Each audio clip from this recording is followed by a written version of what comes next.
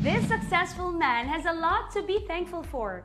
He swept his way up to the ladder of success until he became what he is now, an educator, real estate broker, and motivational speaker. And with this inspiring story of success, he was one of the awardees of Philippines Faces of Success 2018. Alamin natin ang kwento ng buhay at pasasalamat ni Dante Salamat.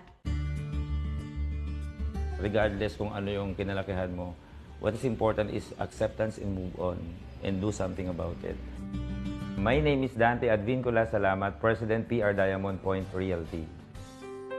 Nung maliit pa ako, my mom, nalaman niya yung daddy ko ay married sa una. So inuwi po ako sa Bicol when I was 2 months old. My mom worked again, so naiwan ako sa lola ko. It's not easy nung bata ako, hindi siya madali kasi nung bata ako, yung hirap sa buhay nandun.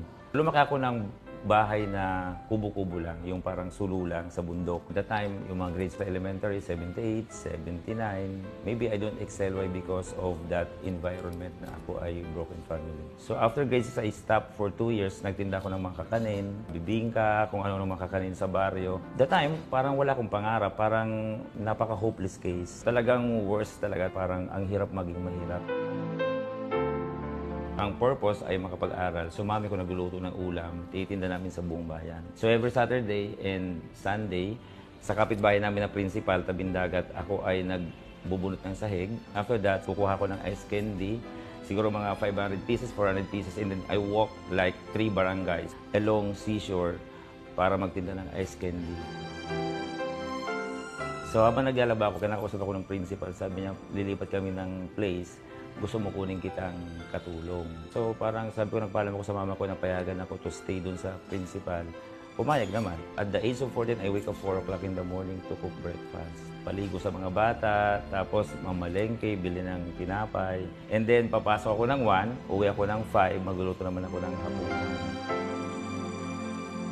Nangarap ako mag-section 1. Despite na ako ay naging katulong, naging helper. So, nag-strive ako doon sa lower section. So, that's the first time naging honor student ako. Natupad yung pangarap na by second year, napunta ako sa section 1. Mataas sa grades ko. Now, from 78, 79, meron akong 90, 95, 91. So, blessing in disguise, when I was in 4th year, daddy ko, nagkaroon kami ng communication. It's an opportunity, again, for me para makapunta sa Manila, para makapag-college. So, nagpunta ako sa Manila, namit ko daddy ko, namit ko yung first na mga anak niya, 5 sa una. Ako sa pangalawa pala, and then sa pangatlo meron din. So, talagang broken family, but it doesn't matter. Regardless kung ano yung kinalakihan mo, what is important is acceptance and move on, and do something about it. Kinuha akong course, Bachelor of Science in Business Administration.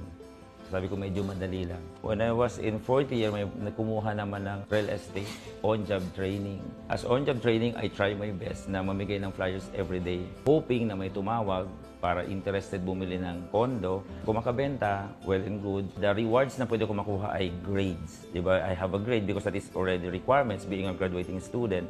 So on my last day of my OJT, nakabenta ako ng 10 million.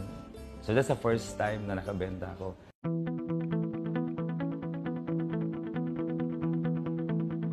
So yes, real estate, but not all real estate broker are successful. Not all sales agent are successful. Marami din naman tayong opportunity. Meron tayong networking, may insurance, merong real estate. But something wrong, yung i-embrace mo siya lahat. Ngayon, nasa insurance ka. Next month, nakita ka nasa real estate. After 6 months, nakita ka nasa networking. Yes, the objective or the reason why is to have big income. But something wrong. Why? Because there's no expertise. Expertise is always key to success. We have limitations on our ability, on our capability.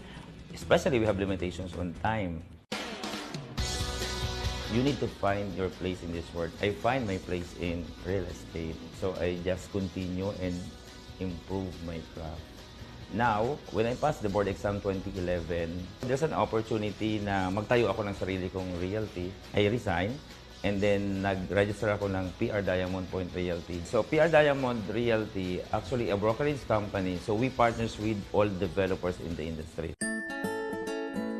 dapat maging masaya ka lagi. Hindi dapat laging pressure or stress. You need to give time for everything. You need to know what is priority.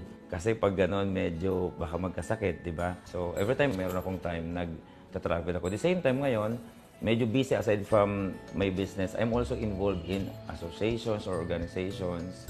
I'm also one of the National Director of Philippine Association of Real Estate Board and also active in Philippine Association of Professional Speakers in Rotary. Sa school, sa amin sa Bicol, I'm the alumni president.